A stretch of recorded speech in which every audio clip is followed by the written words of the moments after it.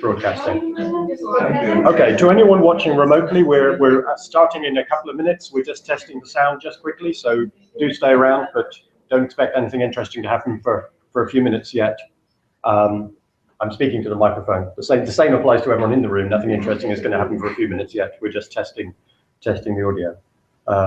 Emma, do you want to try and speak at roughly the same volume that you're going to address? I don't know. Or just say 1, 2, 3 testing and whatever. 1, 2, 3 testing. Okay. Is that loud enough? No, some people at the back are saying that's not loud enough. It's not loud.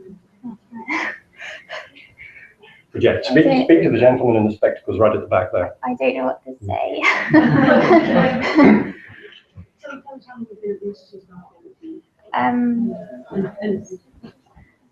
I think I've been there for 5 years. Yep. Okay, apparently we got the okay on the sound check, so whenever the chair wants to start, we can start. So thank you, Emma.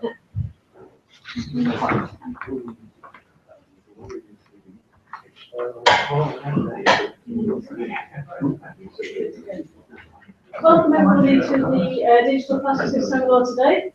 Lovely to see so many people here on a very warm afternoon, Friday afternoon. There are a couple of housekeeping matters to attend to before we start. Firstly, there are a couple of sign-up sheets coming around. If you could put your name and institution on these sheets, that would be fantastic, because it's helpful for us to know who's attending and how far they've come, to know somebody who's come from very far afield. So I'll send a couple of sheets around, and if you could sign up, that would be wonderful. So that one.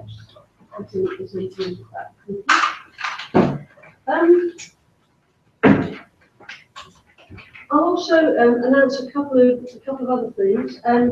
Next week's seminar will actually be held at UCL, University College London, and we're going to have 6 students talking about their research. So there'll be a number of short presentations followed by questions. So that will be something that a lot of people will find interesting to find out about what the research students are up to, and give a chance to ask them about what they're doing.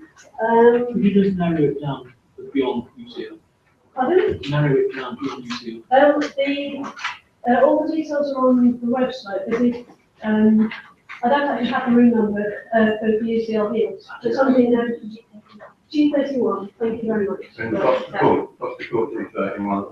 The address will be going out on the normal weekly promotion that goes out on the email lists, and it should also be on the website. It says G31, isn't it? It's in Dr. Court, which is just a very few minutes walk this way, straight up there, through Mallet Place on your right. So it's this end. There's also something else I'd like to announce, which is that we're holding, the Institute of Classical Studies is holding a digital classics workshop on approaches to ancient texts. This will be on Tuesday the 7th of July. And I've got some flyers at the front here, I can pass some round. Registration is free for this day, and we'll be looking at the tools and methods available for encoding ancient texts, and also methods of digital citation as well. So if anyone is interested, this is directed at postgraduate students. They might be classicists, or they might be historians of various ancient languages who are interested in attracting postgrad students from a number of disciplines, but who might be interested in encoding ancient texts. So if you're interested in that, or if you know anyone who might be interested in that, please give them a flyer. I'll pass them around. Perhaps you could just distribute it to you. There's another some more at the front as well. Okay, well, it's my great pleasure to welcome Emma Payne today.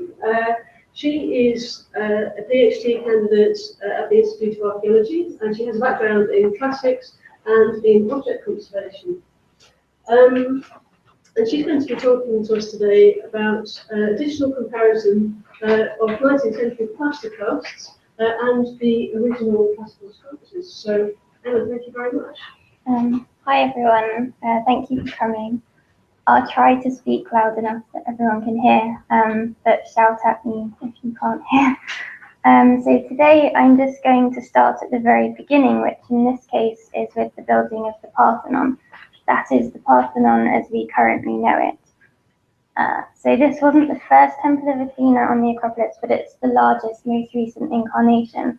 It was built between 447 and 438 BC as part of the extensive building program conducted a little after the defeat of the Persian Empire in around 469 BC. What was particularly remarkable about this temple was its vast array of sculpture, probably completed slightly later between 438 and 432 BC. And the sculptural program illustrated the various foundation myths of Athens on the two pediments, the 92 metaphors, and the continuous sculptural frieze depicting the festal procession of the greater Panathenea. And it's parts of the frieze that I'll be dealing with today. However, the Parthenon, as we see it in this contemporary photograph, is not, of course, an untouched ruin. Not only has it been the subject of various restoration programs in recent years, but it's experienced a long and varied history in both function and condition. It became a church and later a cathedral for around 850 years, from AD 600 until 1458, when it was converted to a mosque under the Ottoman Empire. The building had been damaged by fire in late antiquity and was subject to some degree of iconoclasm, involving the destruction of a number of the metaphors when it was converted to a church. But perhaps the most disastrous event for the Parthenon was the Venetian Bombardment in 1687, which devastated most of the middle sections of the building, especially on the south side. By this time, the custom of taking the grand tour was also beginning to flourish, and while this did not typically include Greece, or at least not in the early years, it certainly stimulated a growth of interest in archaeological sites and classical ruins. The Parthenon could be particularly difficult to access because it was within the Turkish garrison on the Acropolis, and most material obtained pertaining to the site was through those with good diplomatic connections. So in 1674, before the 1687 bombardment, Jacques Carey produced a set of drawings for the French ambassador of Louis XIV to the Ottoman Empire. And a century later, in 1787, the French painter and draftsman Fauvel took casts of some of the sculptures on behalf of the Comte de Choiseul-Gouffier, another French ambassador to the Ottomans. Around the same time, in Rome, from the time of the Renaissance, the accidental rediscovery and deliberate excavation of many freestanding ancient sculptures had by now formed the impetus for the beginnings of large-scale production of plaster casts, made by craftsmen called formatori. Private villas, public courts, and art academies were fitted out with casts of what were perceived to be the most important statues. But Fauvel's campaign was one of the first to record and transmit sculptural reliefs in situ in a difficult-to-reach setting, something which would be repeated across many sites in the 19th century. Derivations of some of Fauvel's casts still exist, but many were lost or damaged. Then at the turn of the 19th century, Lord Elgin became British ambassador at Constantinople and began his program of service to the arts, which initially included documenting many of the monuments of Athens, but as we know later also involved removing parts of the Parthenon sculptures to be taken to Britain. His documentation process included drawing and painting, but also moulding to take casts.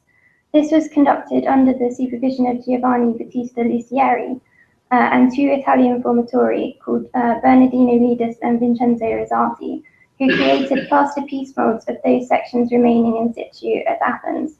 Casts were produced from these molds after their arrival in Britain by a man named Papira, and after their purchase in 1816, these went together with the Parthenon marbles to the British Museum, where these early molds and casts formed the initial basis around which its cast collection was gradually built up over the next 100 or so years. In 1869, Charles Newton, the keeper of Greek and Roman antiquities, noticed that Elgin's early molds had become worn out, and in 1872 acquired new casts from Consul Merlin in Athens. Newton noted some deterioration of the original West Parthenon frieze, evident when comparing the Merlin cast against the Elgin casts, and between 1873 and 1938, the British Museum displayed these two sets of casts together, deliberately juxtaposed to demonstrate the changing condition of the frieze. In 1929, photographs were published to document this fact, and so it's quite well established that there is a possibility that some casts will contain valuable archaeological information, no longer evident in the originals, specifically relating to instances where the surface condition of the original was better when it was moulded than it is today. Such differences will now only be heightened, since the West Parthenon frieze, from which most of my examples come, was particularly important because it was the one whole section of frieze still standing on the building at the time of Elgin's campaign, and it remained outside in situ until 1993.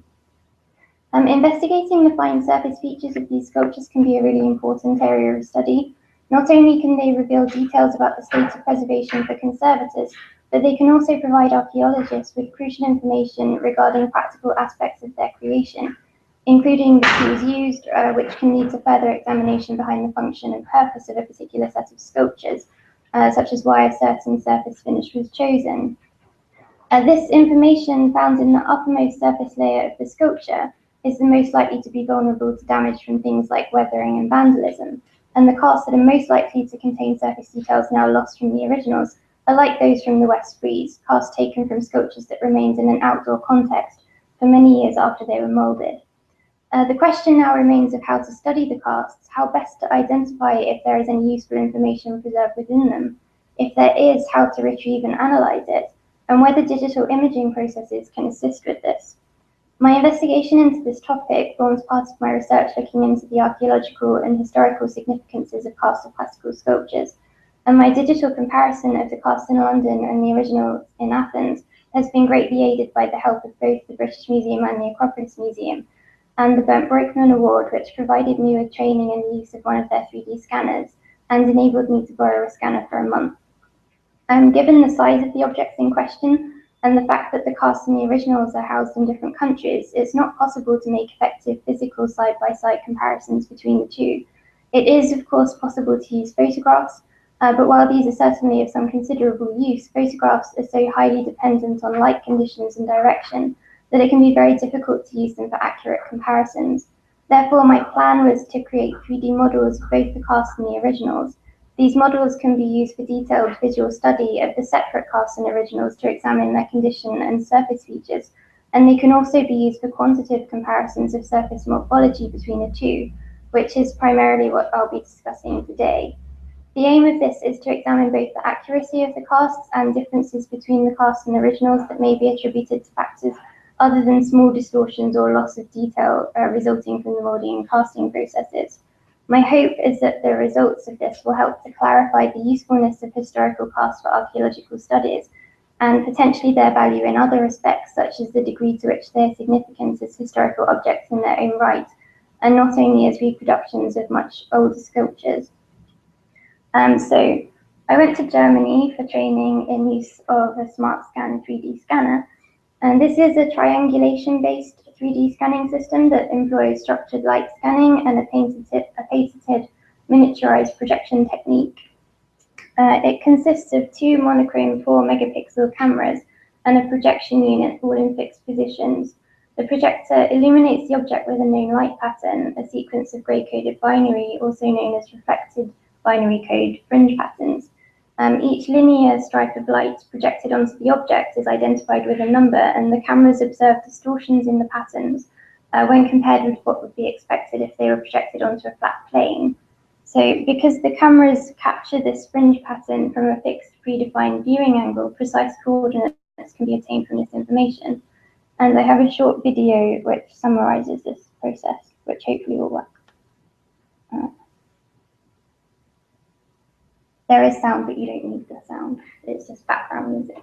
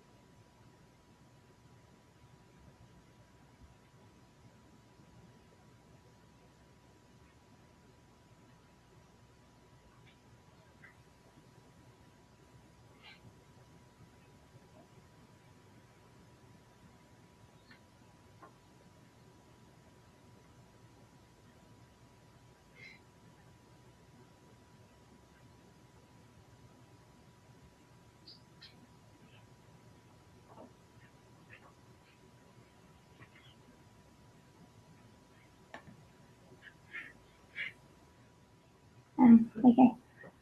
So these are the general specifications of the unit that I used, which was the system with the 400mm field of view and 1 meter working distance. I did take alternative lenses and appropriately sized carbon tubes with me to adapt the system for a smaller field of view, which would have provided slightly better resolution. However, the working distance of 37 centimeters for this system was too close to be practical when dealing with the larger objects that I was working with. The smaller field of view would also have required more scans and so considerably more time for each object. In order to digitize the entire object, or at least all of the desired analysis area of the object, since I was primarily looking at the sculpted heads on the frieze, multiple overlapping scans were taken and then stitched together in OptoCat, which is Breukman's own proprietary software.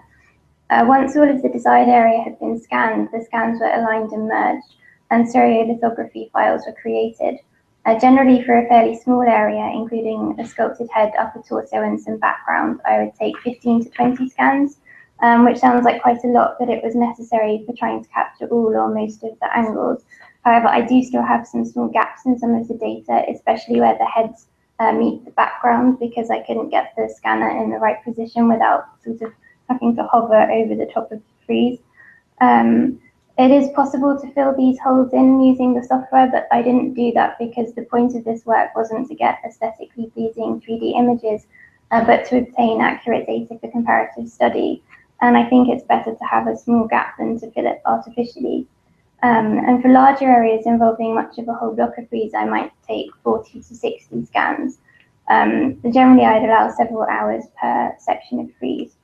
So the Smart Scan is a high-end scanner with fast data acquisition, excellent accuracy and resolution, which is important for work involving detailed surface analyses.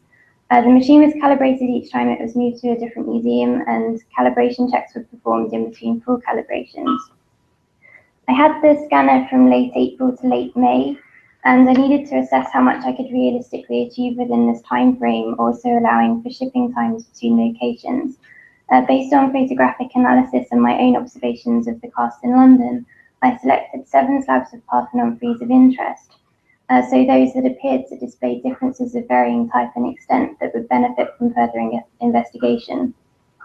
Within this time, I also scanned the cast at the Ashmolean Museum and the original of one of the pedimental sculptures now in the British Museum.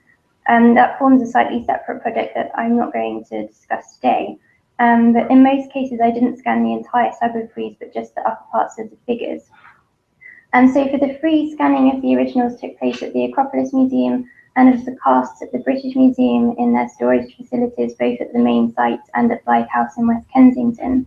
At the British Museum, where available, I scanned both the earlier and later casts of the same object. However, in the examples that follow, I'm mainly dealing with the earlier cast compared with the originals.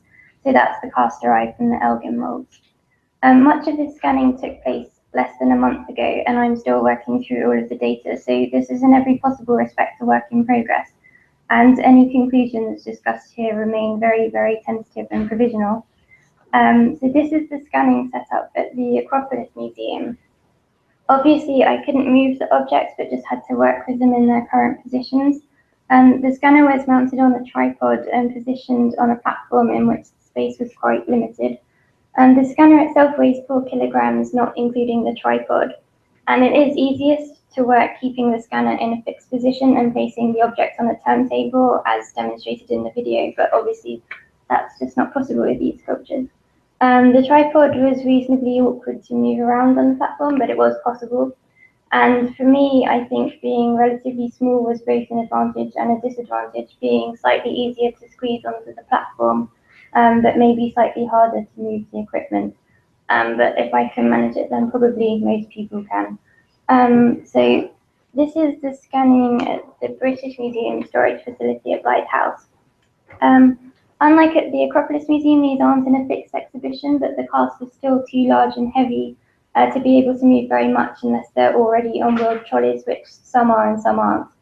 I experienced some difficulties with light conditions caused by the typically changeable British weather, with the sun coming in and out continuously, and there's no way to control the light in this room at all. I had a similar problem at the Acropolis Museum, which has very large windows that give you a very good view of the city, but aren't so ideal for 3D scanning. But fortunately there it was only really for parts of one day, since the sunlight is generally a bit more consistent there. So essentially when the light conditions change partway through a scan, the information captured by the camera would end up being under or overexposed. And so I tried a number of different ways of dealing with this. So you can set the cameras to obtain multiple grabs at different exposures within a single scan, which can mitigate changing light conditions to some extent, but also means that each scan takes longer with more potential for the sunlight to change just at the wrong moment. And generally I found it best to take just a single grab and try to wait for a moment where it looked like the light conditions might be stable. Ultimately this made the process a bit longer, but I don't think it drastically affected the final quality of the output. In some cases I did get these reflections on the images, and these just have to be deleted manually in the software. So if we just move straight to my first example. So this is the original West Frieze 3, and I was looking particularly at the man and the boy on the right-hand side, and this is the cast at the British Museum. And these are the 3D images of the sections of original frieze scanned. So this is the man, and that's the boy. And we can already see that there are visible differences in the surface features preserved when we compare photographs of the cast with the original. So again, that's the man, and the same with the boy. I think the photographs have lost some of their detail in the projection, but hopefully it's okay. So this general blunting of features here appears to be characteristic of overall weathering. But we can visualize this in more detail when we compare the 3D models. To start with the man, this is an image of the original marble relief. The color coding relates to the overlay of data when comparing the 3D mesh of the original object against the 3D mesh of the cast. So green indicates areas that very closely correspond between the original and the cast to within 1.5 millimeters. Changing to yellow up to 3 millimeters and red up to 5 millimeters. The grey-black areas indicate sections that deviate by more than 5 millimeters, which was the maximum limit set for this comparison. So you can see there are substantial losses, particularly on the high points of the head. But most of the cast does seem to correspond quite closely with the original. And a 2014 study by Bernard Fisher showed that first-generation casts can very closely copy originals, and deviations of more than 1 millimeter are quite uncommon. So the casts now in the British Museum derived from the Elgin molds are not technically first-generation casts, since these deteriorated long ago, but their replacements derived from these, so a somewhat higher level of deviation would probably be expected. And to quantify the extent of the more substantial losses, we can also map the same data onto the image of the cast and change the maximum deviation calculated.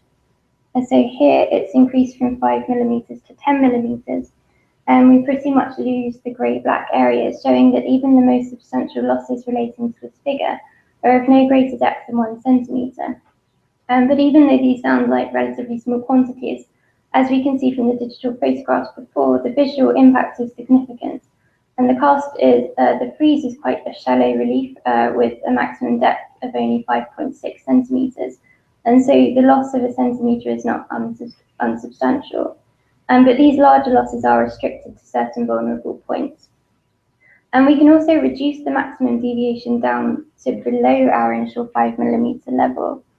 So here it's set at 2 millimeters, with the green areas 0 to 0.5 millimeters difference, yellow 0.5 to 1.5, and red 1.5 to 2. And this starts to reveal quite a lot more information about the surface of the cast when compared to the original. For example, seam lines and other indications of piece molding become a lot more visible, especially up in this area here. And this is increased again if we reduce the maximum deviation further, now down to 1 millimeter, which is the level used by Fisher. Here the green is up to 0.3 millimeters of difference, yellow to 0.6, and red up to 1 millimeter. And we can do the same thing with the boy. Again, we're looking at data on the image of the original sculpture of the boy and back at a maximum deviation of 5 millimeters. We can see again that very similar areas are affected, again the high points on the head. And here we have the data mapped onto the original on the left and the cast on the right. And this is with the maximum deviation at 2 millimeters on the left and 1 millimeter on the right. And so from these comparative images, we can see that the more substantial changes appear to have been caused by gradual change from weathering, and also that there are finer differences caused by the moulding process, not just the seam lines which are visible in ordinary images, but we can see where the different sections of the piece mould are not completely flush, but sometimes slightly offset, especially in the top middle section where you can see the line at the top, which is a join in the piece mould. If we move on to the second case study, this time this is from the North Frieze, and in particular I'm looking at the head of the central horseman. So this is a photograph of the original in the Acropolis Museum. And again, this is the cast at the British Museum. And this is a particularly interesting case because in 1910, Arthur Hamilton Smith noted the abnormal appearance of the head of the horseman in the cast and suggested that the loss of the left side of the face was not in fact very recent, but had already occurred in Elgin's day and had been made up in clay by the moulders. Certainly, both the photographs and the 3D models appear to support such a theory, which is not by any means unlikely. Moulding sculptures requires preparation of the object, including the application of a release agent, but more pertinently, the filling of any undercuts not possible to mould when using a rigid technique like plaster piece moulding, rather than the flexible materials like gelatin and rubber used more recently. Because the Parthenon frieze is quite shallow, this probably generally wouldn't have been necessary, but it would certainly have been a familiar technique to the craftsman, and it isn't perhaps a huge leap to jump from filling undercuts with clay to filling missing or damaged areas. On close examination of the face shows it's quite plainly evident that it's been manipulated at some point during moulding and casting to make it appear more complete than was really the case. What's also evident in these images is the speckled appearance of the 3D model compared with the scans of the 3D model created from the scans of the marble original compared with the cleaner surface of the plaster cast. This was another point noted in Fisher's study and can occur even when the marble is very smooth because of its reflective qualities. The degree of this speckling is less obvious in our 3D models here because these marbles are already a little rough from weathering, and so far it hasn't appeared to distort the colour comparisons I've been making. However, it's because of this speckling that Fisher suggests that for close surface analysis by 3D scanning, it can be better to scan from a good cast than a marble original. Of course, this is all very well when you're studying the current surface of an object and you have a good recent cast available. It gets a lot more complicated when you're trying to retrieve information about past surface condition from a historic cast which might or might not have been supplemented with additions by the formatori. And it's important that we try to understand exactly what we're looking at. In this composite image, which overlays the cast and the original, we can see a clear join between the original and the area made up in the cast. And this image has the same 5mm maximum deviation color coding as initially used for the previous examples. Here again, we can see generally good comparison between the cast and the original, with the exception of the area on the side of the face. And we can reduce the maximum deviation down to 1mm, giving us this result, which compares somewhat favorably when compared with our previous example, which displays more grey-black areas, especially if we discount the area made up on the face. This may be attributed at least partly to the fact that this slab from the North Frieze was placed inside much earlier than the sections of the West Frieze, now on display at the Acropolis Museum that remains on the building for so long. The fact that the majority of this section of frieze corresponds with the cast to within the millimetre shows both the accuracy of the cast, again with the exception of the area on the face, and that the original itself has not changed all that much over the past 200 years, as we might expect if it spent a good proportion of that time in a protected museum environment. The edges of the addition are very neat.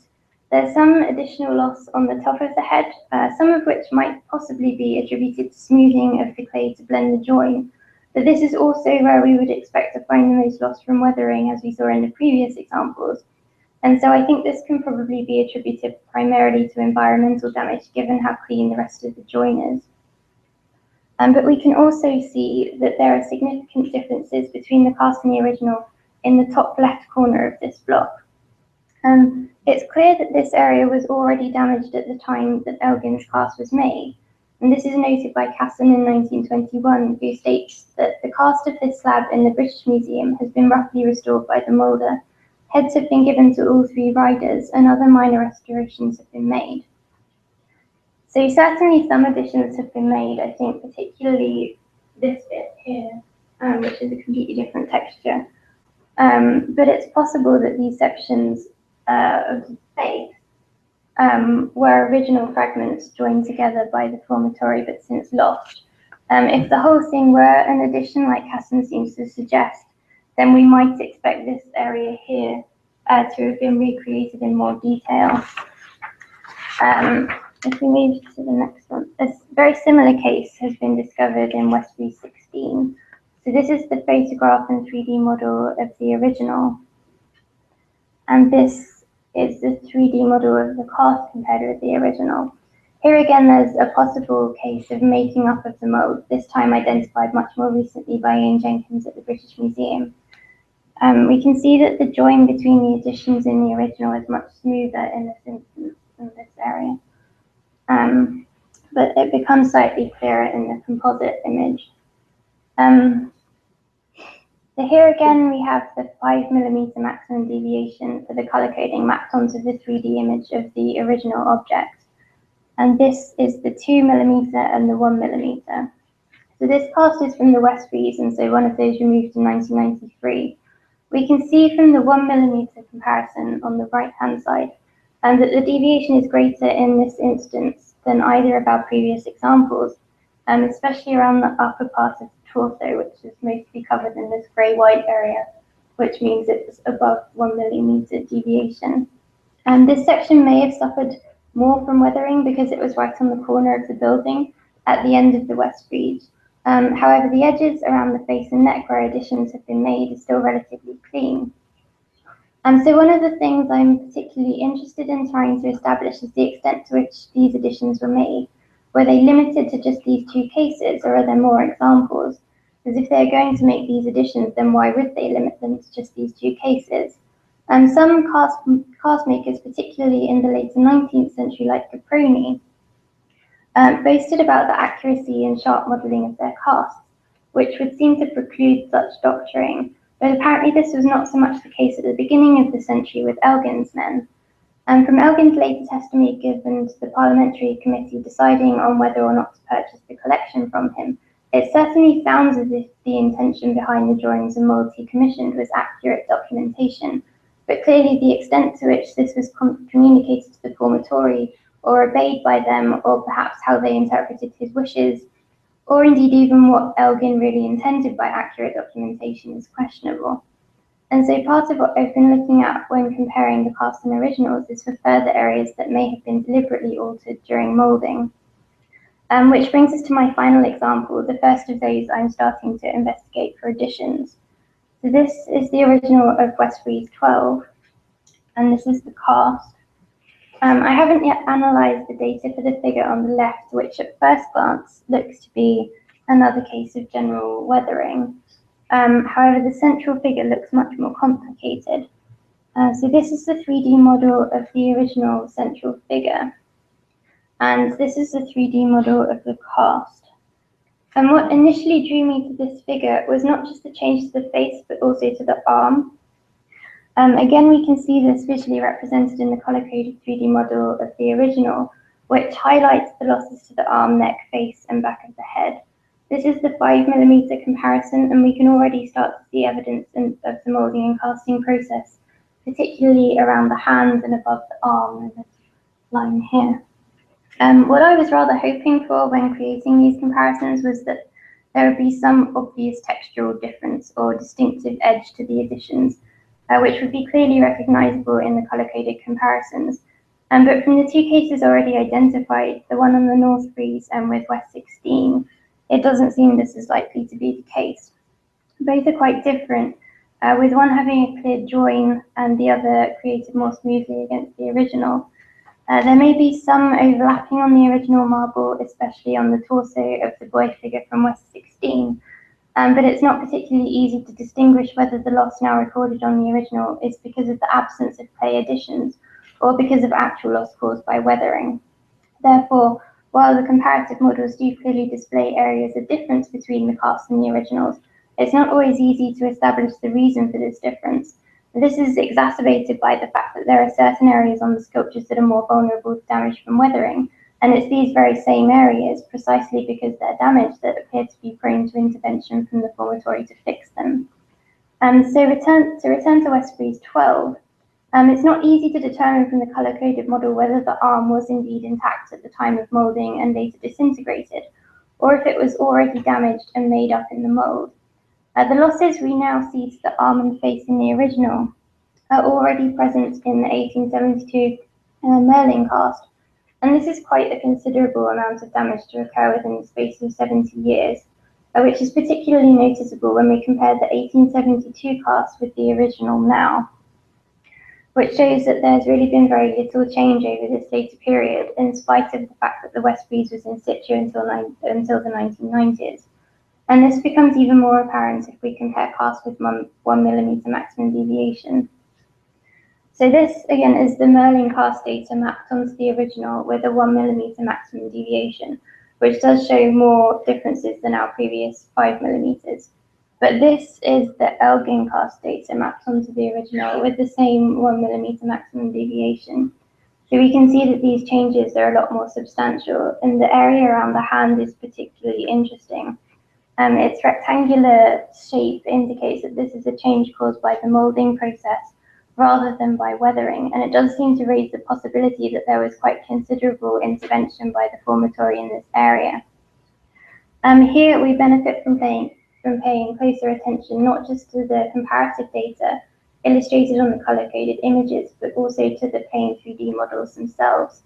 The monochrome images can facilitate the investigation of surface features without the distraction of colour, which of course varies considerably between the casts and the originals. As we've seen, the quality and nature of the additions, i.e. the degree to which they blend in with the marble sculpture, does not appear to be particularly consistent. The addition to the Horseman on the north frieze is quite crude, but an attempt has been made to fashion very roughly some of the features. But a more sophisticated creation would certainly not be beyond the ability of the craftsman. The addition on West 16 is similarly basic, but blends much more effectively with the original. But if we look again at the arm and the hand on West 12, there is an odd lump by the hand, which doesn't appear to correspond with the original, showing up in black here. It doesn't really fit with the shape of the hand either.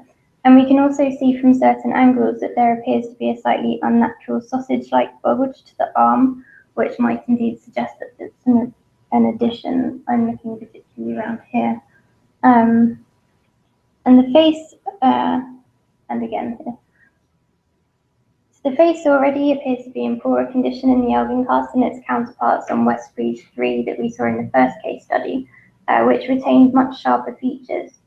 But the deterioration now seen in the original has occurred in similar areas on the head, fitting with typical weathering patterns. However, it does look a lot sharper around the edges, which raises the question whether the damage to the face was in fact deliberate, perhaps predating Elgin's time, or if not deliberate, then fractures from an event like that in 1687, and the mould was indeed altered.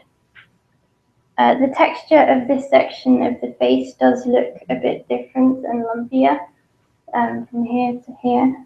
But if this is an addition, then it's considerably better than either of the other examples, unless we do follow Casson's view that the two riders on the left of the North Frieze block were indeed completely fashioned by the moulders. If this were the case, then it raises the question of how many really quite convincing additions might be hiding currently unrecognised in the casts. And so there are three possibilities for this and other areas with potential additions. Firstly, that they are indeed parts of the original sculpture, which deteriorated rapidly between 1802 and 1872, but subsequently stabilized. Secondly, that they are fabrications added by the moulders to fill in missing or damaged areas. Or thirdly, that they are parts of the original sculpture which had already broken off from the Frisian fragments, which the moulders rejoined with the cast, but these original fragments have now subsequently been lost.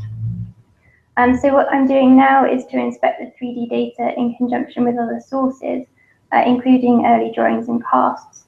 So many of the drawings, like those by Carey, make use of considerable artistic license and cannot be judged by themselves as accurate records of the condition of the sculptures at the time. But it may be possible to glean valuable information from them when used in conjunction with other sources. The Fauvel casts, or what is left of them, present similar issues. The extent of Fauvel's moulding campaign in the late 18th century is not fully known, and it's difficult to trace the history of all of its output, much of which was apparently damaged and restored in its early years. A set went to the newly established casting workshop at the Louvre in 1818, and from there casts were sent to the University Museum of Bonn in 1821. There are also 7 slabs of West Frieze at the Petit Malmaison in Paris. However, several scholars have noted that these Fauvel casts are not themselves without additions.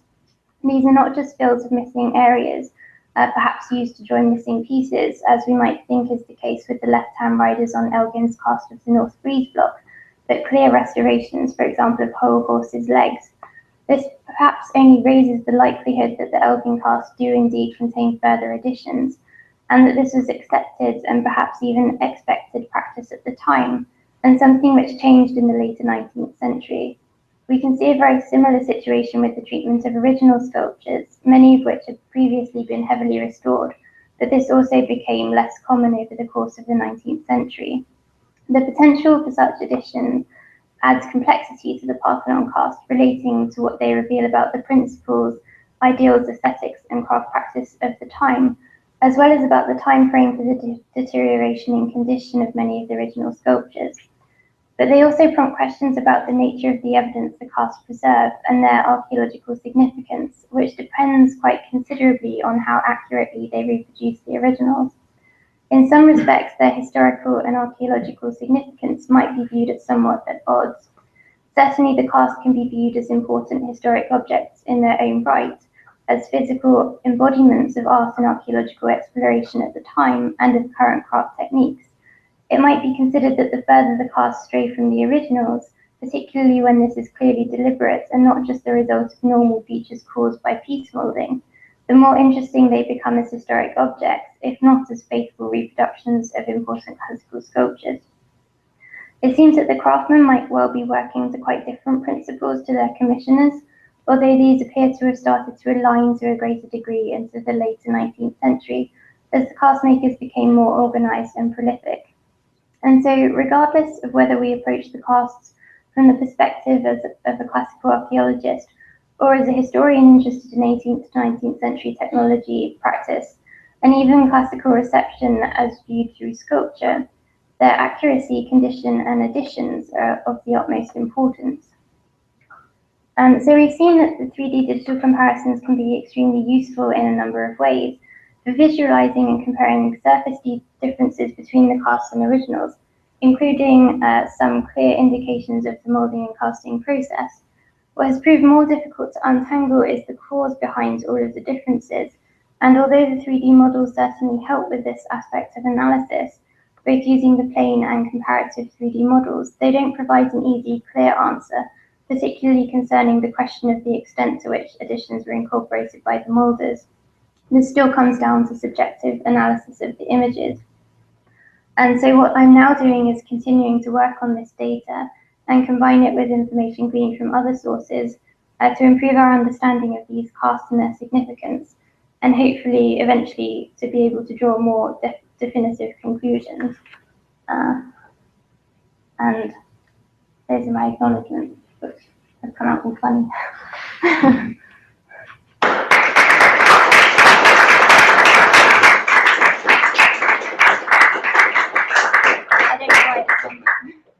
Thank you very much for a very interesting talk. Yeah.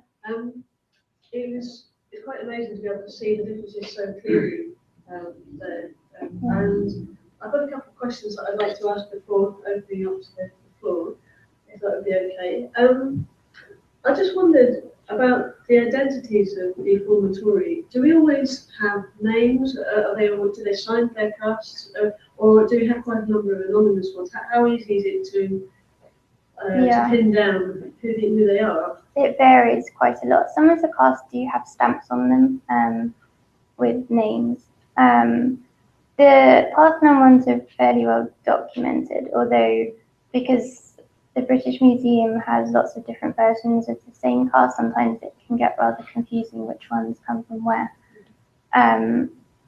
Generally, yeah, it's kind of a mixture, I think. It seems towards the beginning of the period there were more individual moulders with a specific name, and then as they turned into these bigger casting workshops that operated under sort of a company name, some of them have stamps and some of them don't appear to have stamps, although it's possible they're underneath and we can't see it now because they're so hard to move. I wondered if there was any documentary or written evidence as to what the remit was. So maybe that would help your question to some extent. But is there any written evidence, say, of these pieces being commissioned? Is there any evidence that sets out what the formatorio is supposed to do, or has it been impossible to trace anything like that? Elgin's letters do contain some information. I'm not aware of any really specific instructions, although I haven't been through them with a fine-tooth comb yet. But it seems to be more, I don't know how much he himself was involved in. It wasn't even his idea initially to introduce the moulders. Someone else whose name I've forgotten suggested it to him. Yes, so I think Lucieri's correspondence is probably more informative. I just wondered if it would be interesting to compare what you can see to what the original. It seems like they were given quite a lot of freedom in what they were doing. So yeah. Before I pass the questions over to you, I should just remind you that this is being videoed.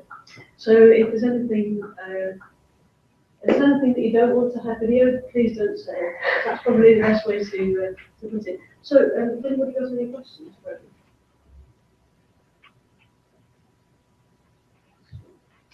me? So I just wondered whether you have some baselines for what the finish of a stone sculpture related to the Parthenon should be, and what the finish of a plaster cast should be, as baselines for comparing what it is that you're looking at, and ensuring that the differences that you're seeing are actually associated with the clear production process that go into making these things, rather than other factors that might affect the final look of these objects.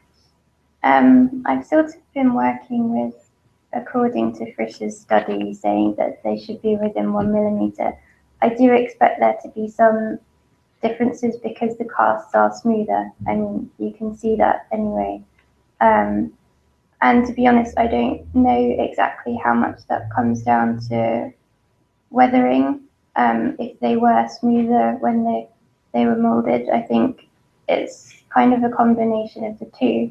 What I also did when I was there, which is not in this, is I scanned one in a lot better condition, also to compare, which I haven't done yet. Yes, I don't know. I think it's very difficult. I'm just wondering what we know about the production of these casts that clearly have certain activities going into their finishing that may actually make them in their surface look quite different when you analyze them very closely using 3D scanning. And when you look at the pamphlets that they're producing to sell their works, they're clearly selling them on a basis that these look very fantastic and are very close to the original, but they're also presumably using particular techniques for creating a look as well. Yeah, I think it's interesting. The casts seem to be a mixture of ones where they have kept the seam lines and ones where they filed down the seam lines, and I think that's indicative of the purpose of the cast. So the more casts that might be ordered by a private collector for adorning an art gallery would probably have everything filed down smoothly, and I wouldn't trust the surface of that. This is like the Fauvel casts that are in the Petit Malmaison in Paris have had a lot of work done to them, almost like they're just restoring a sculpture. And I think the British Museum ones are slightly different because they've generally kept all the seam lines, and there's correspondence between the British Museum later in the 19th century and the people working in Greece saying that they want them to be as accurate as possible. So they sent some back because they'd filed down edges. So while it's difficult to know exactly what the craftsman did without people knowing, I think the intention for these museum casts was to be accurate. But of course, because the Elgin ones only came into the museum after they were made, it's a bit more of a grey area. Yeah, absolutely fascinating paper. Thank you very much for that. I just wanted to ask a slightly related question, I guess. So, I mean, you've got a cast of, a scan of a cast and a scan of the original. You're not using that nifty little turntable that we saw in the video. So, how do you ensure that they're aligned in terms of the distance from the scanner, resolution, angle that it's being taken from? Yeah. I mean, is that all sorted out algorithmically afterwards? Or basically, yeah, a lot of it just relies on the software and the equipment. So the equipment is all in completely fixed positions, and it's always at a meter working distance. So there are guiding lights, so you know exactly where you're working. And I use the same equipment for both, so the resolution and everything should be the same, although it will vary slightly because of the different conditions. And then the aligning, I really rely on the software a lot. So programming in points to manually align it, and then telling it to align itself, which seems to work. Yeah.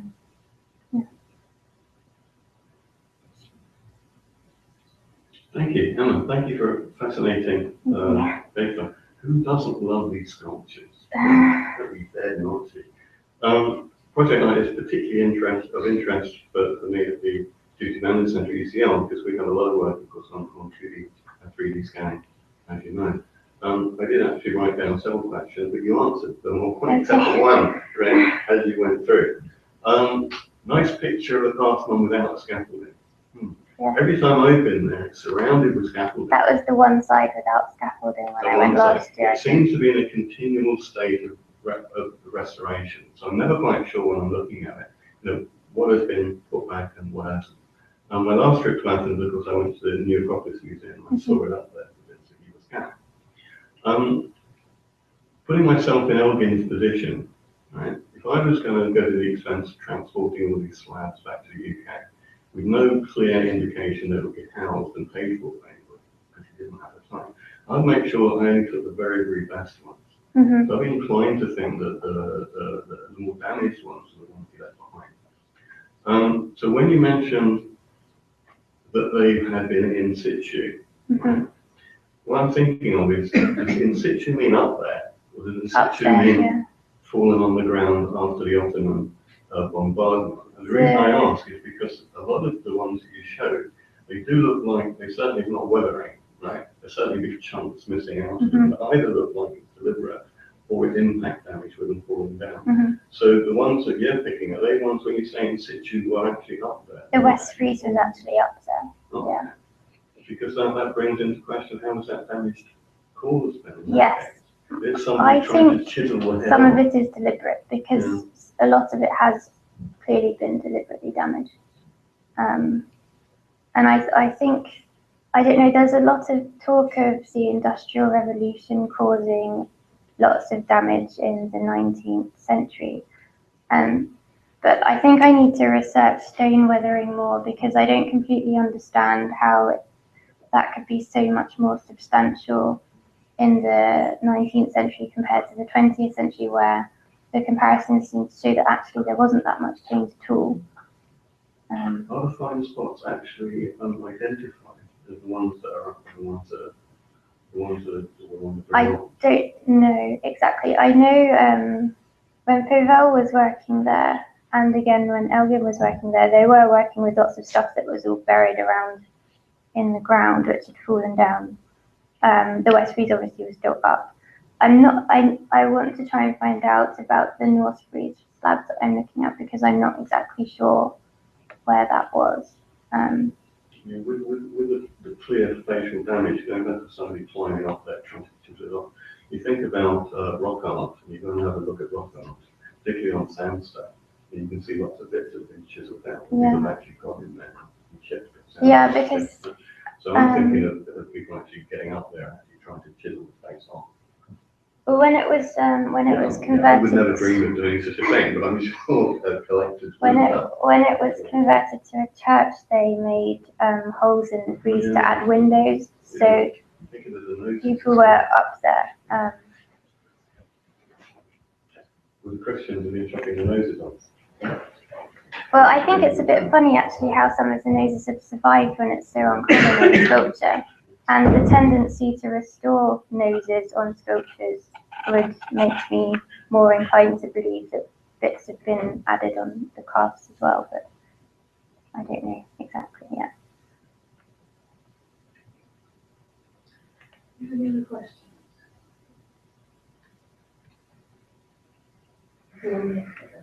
And why are the additions so bad?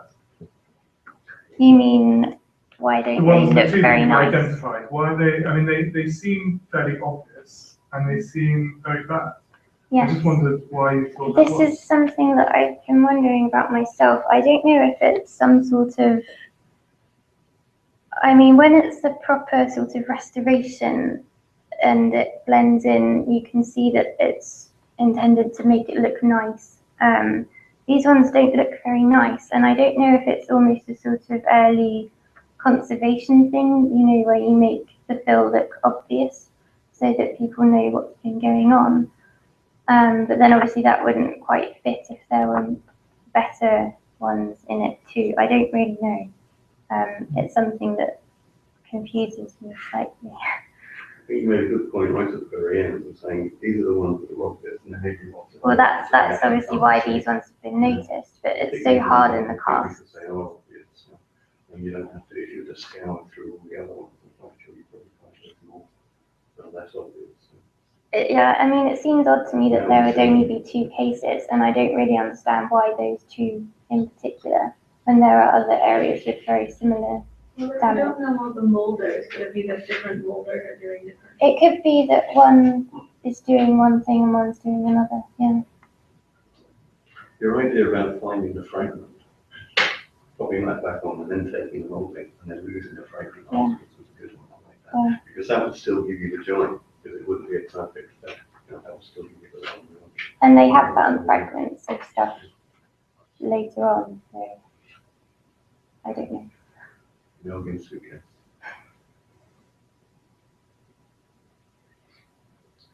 Okay, well, I think we'll continue our discussion over drinks.